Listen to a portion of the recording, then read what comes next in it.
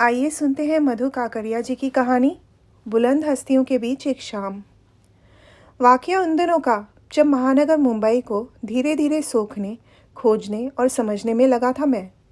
वो दरअसल मेरे अंडे से बाहर निकलने के दिन थे।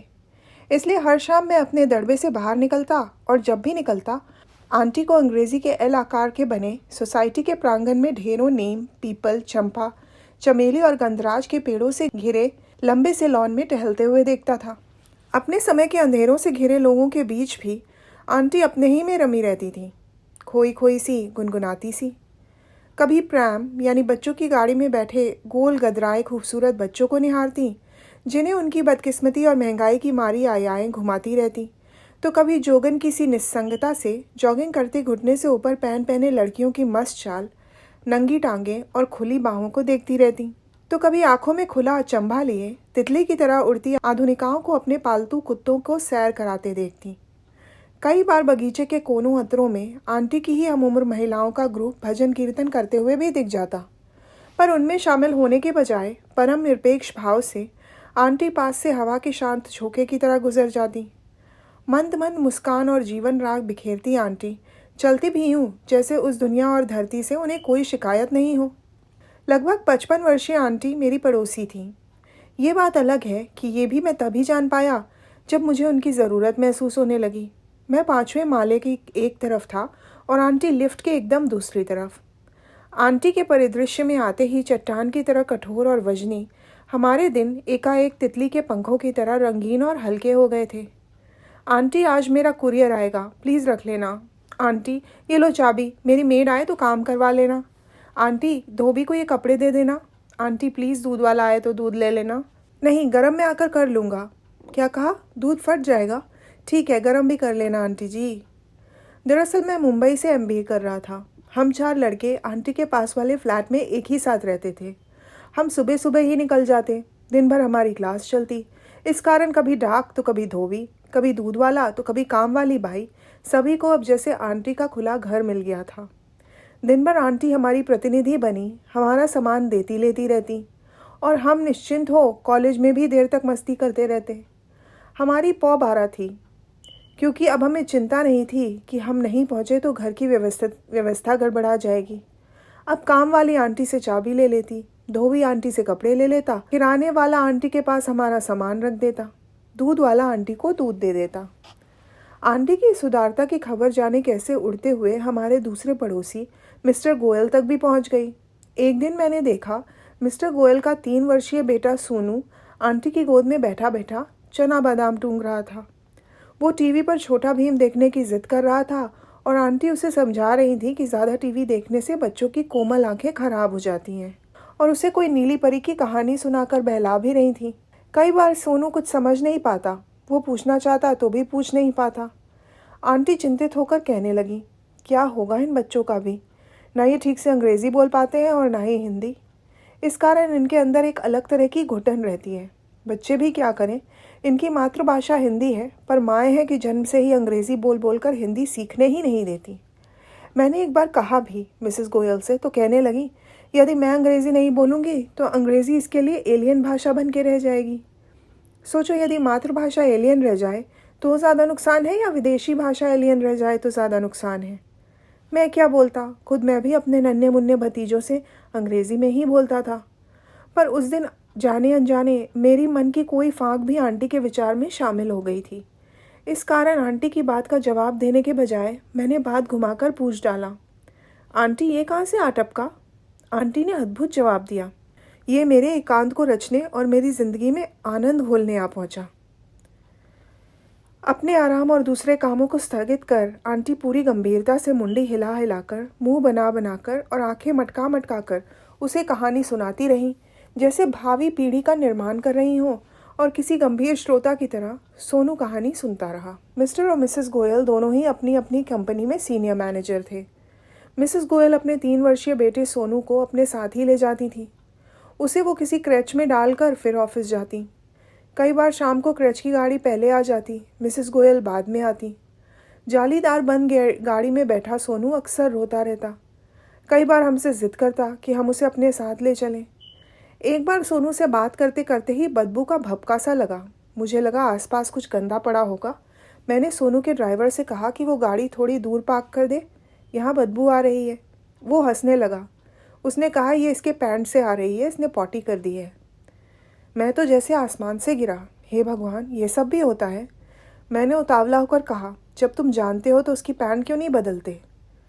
उसने अजीब सा जवाब दिया, सिर्फ पैंट बदलने से क्या होगा, उसे साफ भी करना होगा, और मेरा काम जब तक उसकी माँ नहीं आए चौकीदारी करना है, उसकी माँ बनना नहीं। फिर मैंने मैडम को फ़ोन पर बता भी दिया है, अब वो जाने और उनका काम जाने। एक बार भयंकर गर्मी थी। सोनू बंद गाड़ी में बैठे बैठे झुलस ही गया था। मुझे सोनू पर बड़ा तरस आया। मैंने गाड़ी वाले से कहा, जब तक इसकी मम्मा नहीं आ जाती कम से कम इसे खुली हवा में बाहर तो रहने दो। कैसे कैदियों की तरह इसे अंदर ठूस रखा है? उसने बड़ा मायूस जवाब दिया, मैं जैसे ही इसे छोड़ दूंगा ये पिंजरे से छूटे पक्षी की तरह उड़ने लगेगा और मैं दिन भर का थका हारा, मुझ में इतनी जान नहीं कि इसके पीछे दौड़ूं। जब इसकी माँ को ही इसकी चिंता नहीं तो मैं क्यों सोचूं? बहरहाल दिन बीत रहे थे।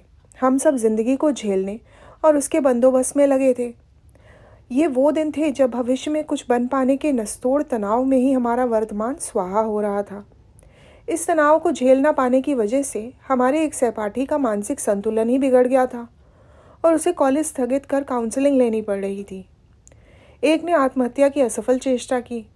मैं भी अपने को डिप्रेशन से बचाने के लिए खुद को कभी भाग्य के हवाले करता तो कभी do the best and leave the rest जैसे जीवन मंत्र के हवाले छोड़ देता। हम सभी खुद को बेफिक्र करने की भरसक कोशिश करते। इस कारण कॉलेज से घर और घर से कॉलेज के बीच जो कुछ भी समय हमें मिलता उसमें युवराज के छक्के और राखी सावंत के ठुमके हमारी तनाव की दुनिया से कुछ देर के लिए ही सही हमें दूर ले जाते, हमारा दिल बहलाते और हमारे पंखों को हवा देते।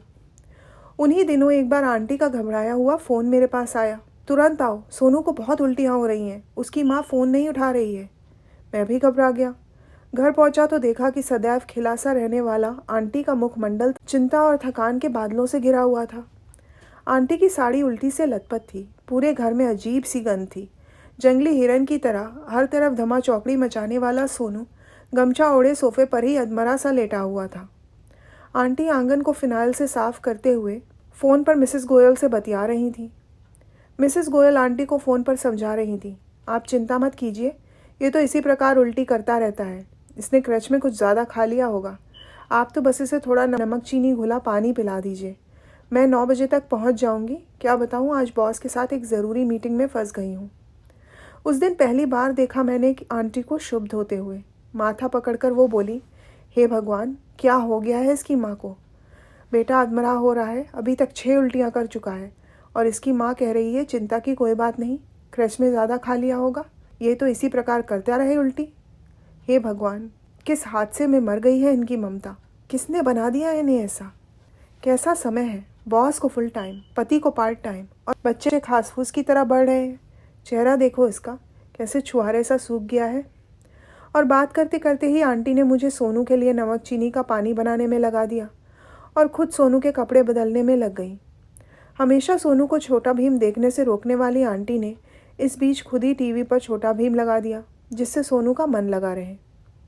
अगले सप्ताह ही मैं MBA की इंटर्नशिप में व्यस्त हो गया।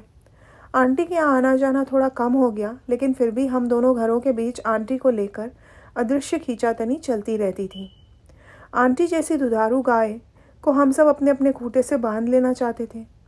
हम दोनों को ही डर रहता कि कहीं कोई अकेला ही आंटी को हाईजैक ना कर ले। इस कारण अपनी ज़िंदगी में व्यस्त होते हुए भी मैंने दुआ सलाम जारी रखा और तभी मैंने आश्चर्य से देखा कि सबसे दूर दूर रहने वाली बंद गोभी मिसेस गोयल भी अनायास ही मेरे पदचिह्नों पर चलने लगी थी, बल्कि मुझसे भी कदम भर आगे ही थी। उन्हीं दिनों मुझे एकाएक गोयल परिवार की तरफ से सोनू के जन्मदिन के उपलक्ष्य में रखी पार्टी में शरीक होने का निमंत्रण मिला। मुझे इस निमंत्रण की उम्मीद नहीं थी, क्योंकि उनकी दुनिया और हमारी दुनिया एकदम अलग अलग थी। वहाँ वो सब बुलंद हस्तियाँ आने वाली थीं जो अपने जीवन में कामयाबी के शिखर को छू चुकी थीं या छूने के करीब थीं। मेरा भी वहाँ जाना ज़रूरी था, क्योंकि मैं भी कामयाबी से हाथ मिलाने के इस दुर्लभ अवसर को खोना नहीं चाहता था। इसीलिए समय कम होने के बावजूद भी मैं वहाँ गया। उनका घर ज़रूरत से ज़्यादा चमक रहा था। सोनू किसी रूठे राजकुमार की तरह बैठा हुआ था। समृद्धि किसी परी की तरह अपने पंख पसारे खड़ी थी। किसी दीवार पर मोनालिसा मुस्कुरा रही थी तो किसी दीवार पर एम.एफ. हुसैन के घोड़े दौड़ लगा रहे थे। कुछ आत्मविश्वास के गुच्छे वहाँ चहक रहे थे तो कुछ नेशनल और मल्टीनेशनल जमूरे अलग से ही दमक रहे थे। मिस्टर महेश्वरी अपनी विदेश यात्रा का बखान कर रहे थे तो तभी मिस्टर चंदानी, जिनकी फॉरेन पोस्टिंग तय थी, मुंबई को कोस रहे थे कि 2 महीने से यहाँ सूरज तक नहीं दिखा, क्या होगा यहाँ रहकर। मिसेस बाफना का ख्याल था कि यदि देश की बागडोर किसी कॉरपोरेट को दे दी जाए तो देश शायद बच सकता है। मिस्टर भारद्वाज को संतोष था कि उन्होंने अपने प्रवासी पुत्र को स्काइप पर ही गणपति पूजा करवा दी। इसी बीच मिस्टर रवि ने सीमा पर गश्त लगाते 2 भारतीय सैनिकों के सर काट ले जाने वाली घटना का जिक्र शुरू किया ही था कि मिस्टर महेश्वरी ने उन्हें डपट दिया। यार, ऐसे घुटन और डिप्रेसिंग बातों के लिए हमारा ऑफिस ही क्या कम है जो तुम यहाँ भी ऐसी बातें ले बैठे। हे करते मिस्टर रवि ने दांत निपोड़ दिए। इसी बीच केक काटने की रस्म शुरू हुई। इतनी भीड़ भाड़, शोरगुल, आक्रामक रोशनी, कैमरा और तेज़ म्यूज़िक को सुनकर सोनू शायद डर गया था और चीख मार मार के रोने लगा था। सोनू के चीख मारने के साथ ही हम लोगों की फील गुड की लहताल गड़बड़ा गई थी। सोनू ने रोते रोते कहा, मुझे केक नहीं काटना, मुझे आंटी के पास जाना है।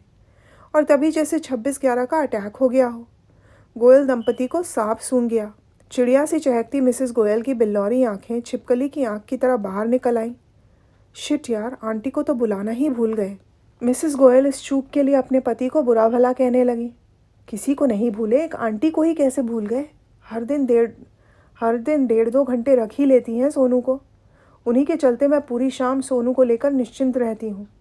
लेकिन तुम्हें मेरा सुख कब सुहाया है? तुम तो चाहते ही हो कि मैं नौकरी वोकरी छोड़कर तुम्हारी चाकरी में ही लगी रहूं। नुकीले तार जैसे शख्सियत वाले मिस्टर गोयल कुछ देर सुनते रहे, झल्लाते रहे।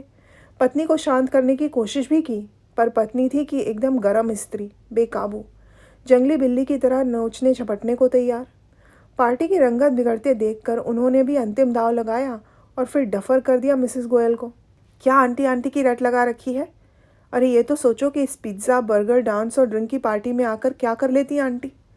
वो हमें देखकर दुखी होती और हम उन्हें देखकर खुश हो कि 2 दुख कम हुए। और मिस्टर गोयल के इस खुलासे के साथ ही एक ज़ोरदार ठहाका लगा।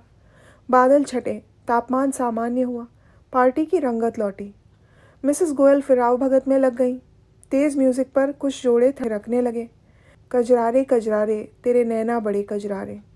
कुछ लुंगी डांस की फरमाइश करने लगे। सोनू रोते रोते ही सो गया। बुलंद हस्तियों और कामयाब लोगों की पार्टी फिर धीरे धीरे शबाब पर चढ़ने लगी। तो ये थी मधु काकड़िया जी की कहानी, बुलंद हस्तियों के बीच एक शाम।